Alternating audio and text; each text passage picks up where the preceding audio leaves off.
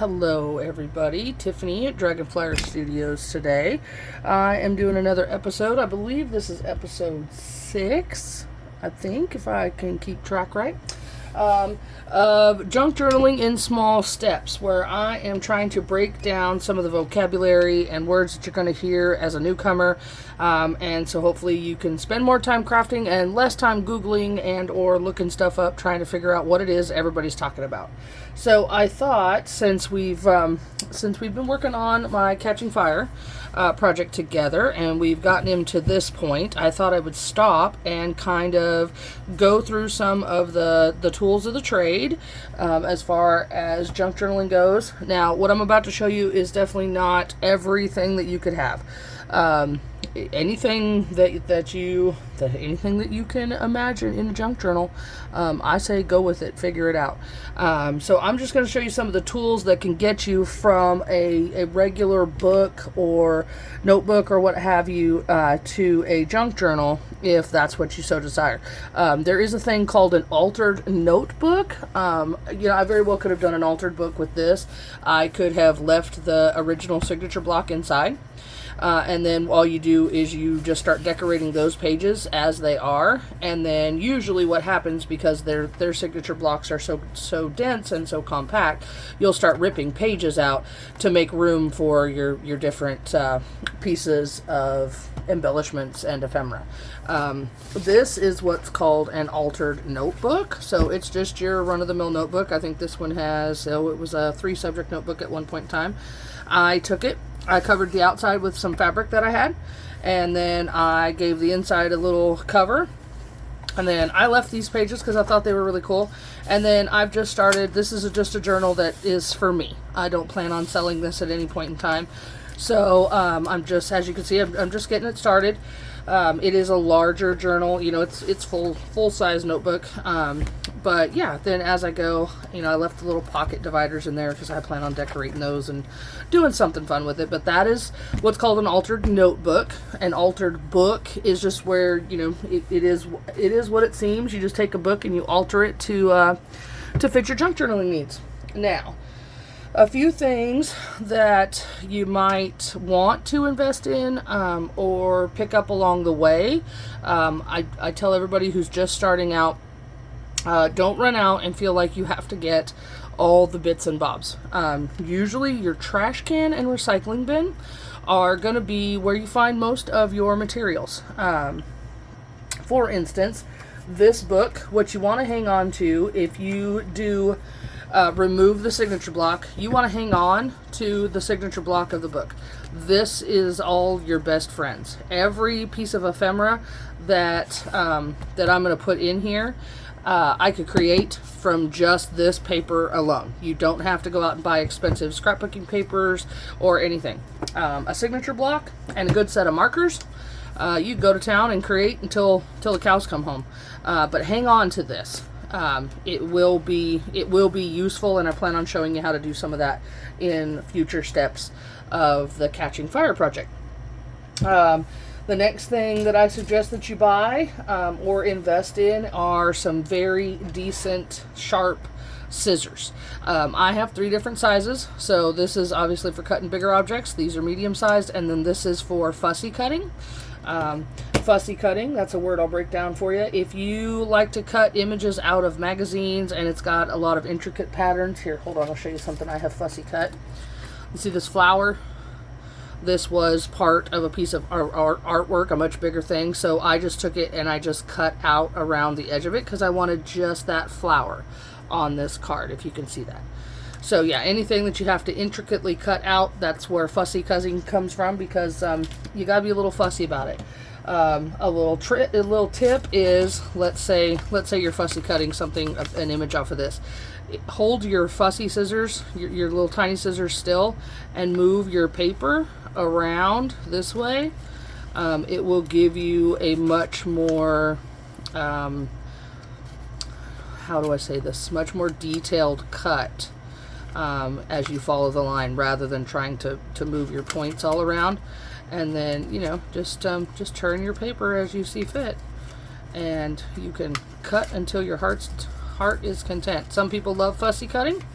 Some people do not. I do it when it's needed, but it is not my favorite thing in the whole wide world. So, but I have learned to be pretty adept at it with just some practice. And I'm actually kind of almost cutting out my own little flower here. So yeah, you can just sit down and do you something like that. You know, if that was a little petal or something like that, then you could use that and glue it into your journal. So you can cut away backgrounds like that. But scissors, something that's comfortable on your fingers, you're going to use these a lot. Stick with cutting tools. The next thing I suggest you purchase and or have on hand is I use an X-Acto knife. I've seen some people use like craft knives, box cutter style craft knives. Whatever you have, just make sure that your blade is nice and sharp, because the last thing you want to do is push down too hard and destroy whatever piece of paper or something, especially vintage papers and things of that nature. So there's your cutting tools. The other thing that I have on hand is a rolling cutter for fabric. It just has, I picked this up at the Dollar Tree actually. It just has this little guard that slides down. That blade is super sharp. I use it for fabric and fabric only. And then the cover just clips right back onto it, and then that way I know I don't accidentally cut myself or my son or gets a hold of it. I know he's not gonna immediately cut himself. He's pretty good about not messing with mom stuff, but if you have kids, you know, and these come with little plastic guards that will slide down over them to keep that blade safe.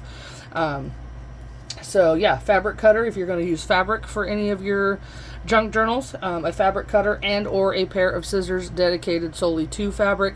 That way the edges, the blades stay nice and sharp, and you can get a nice crisp cut every time. Now, along with cutting, this wonderful little blue thing that you see here, you probably are aware of what these are. They're cutting mats. They're self-healing, meaning that they can be cut over and over and over again. I don't know if you can see the lines in this one, but this thing has been used, well, hundreds and thousands of times by now. It is dual-sided, so I have one blue side and then one magenta side, and when this one finally gets to the point where maybe pieces of it are flecking out, I will flip it over and then get to use the other side. What I don't do is I don't punch holes. If I am using the next tool on the list, which is called an awl, show it to you. Basically it's just a small ice pick. They come in all shapes and sizes. I got this one, it's a little bit larger. It will punch larger holes. If I'm doing extra thick binding work, I will use this one just so that I have a little bit larger hole to get my needles through. I picked up this bad boy. He's let's see, what is he? He's about a ½ inch thick. It's just an eraser. So if I'm punching a hole in anything, I will punch into this so that the needle points don't go into this. This is a very hard surface, whereas this is a little more forgiving for these guys. And then that way I'm not puncturing holes. I believe one of the warning labels on this says not to puncture or use like a tap and die set or anything like that right on the surface, because it really will gouge out pieces of your cutting mat. So let's see, with the awl, so we'll just go right into binding tools. So for the if you've watched the series before this and you saw how I sewed my signatures into my Catching Fire journal, you will have seen me use these tools here. There's 3 that you're going to need if you're going to bind by hand. If you're going to sew your signatures in, there are other ways to do signatures, but sewing is my preferred method. This is wax coated binding thread. It's covered, it feels like floss but only thicker, and then this is just a dull tipped needle point needle. It's not sharp on this end. It won't pierce anything that I work with. It's just meant as a guide to go through holes.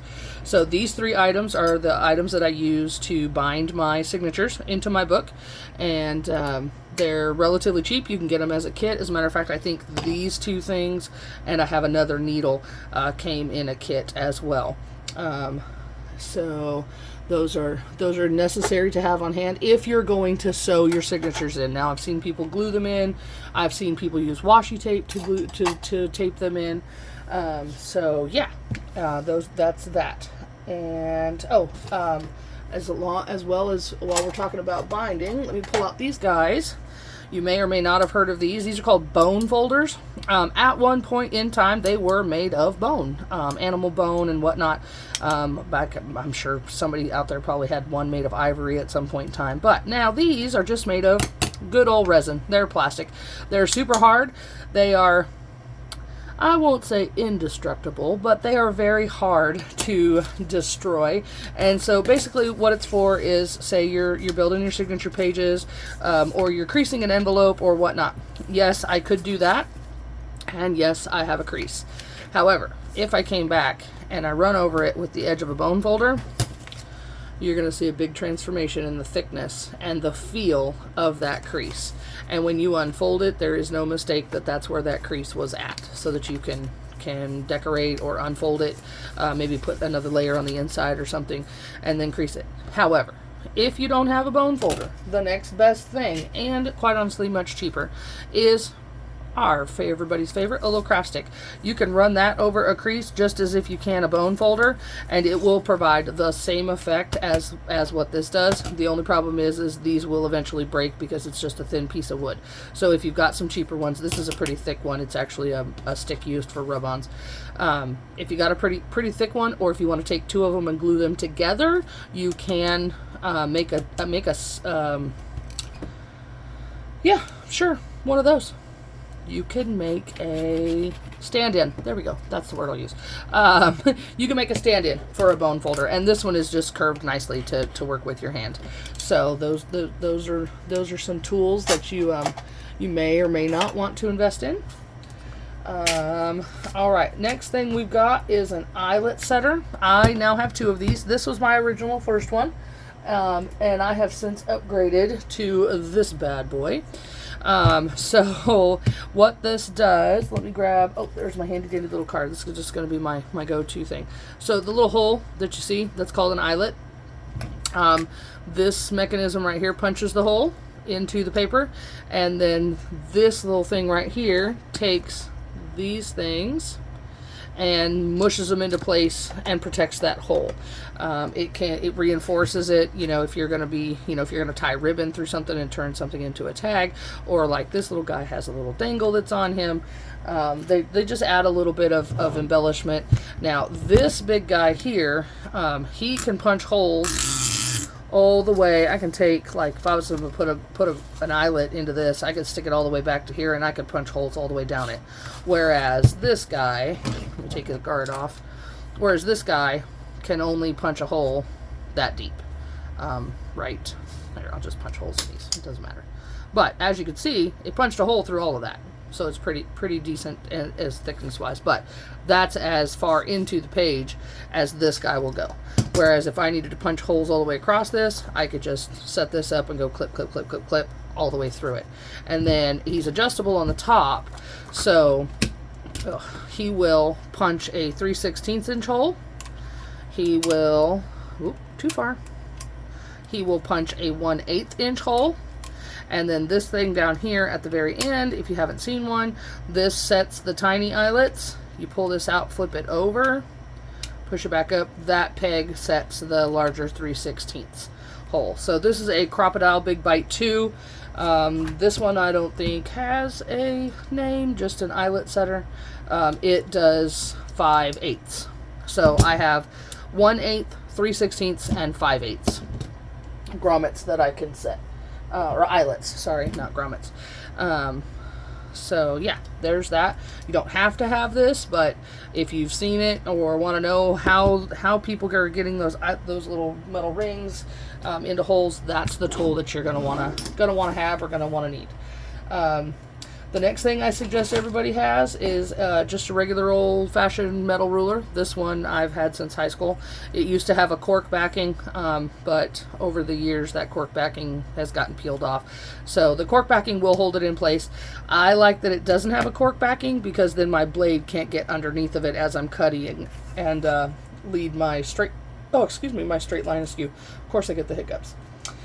Next on my list is I think there's a name for these. I know they come with most Cricuts. I think it's a weeding tool, but otherwise it's just a very, very pointy, very, very sharp pair of tweezers. I use these for peeling apart stickers or layers of napkins, anything that my non-existent fingernails cannot get to. I use those. I do keep the protector on them when they're not in use, because let me tell you, I've jabbed it into the ends of my fingers and ooh, that hurts.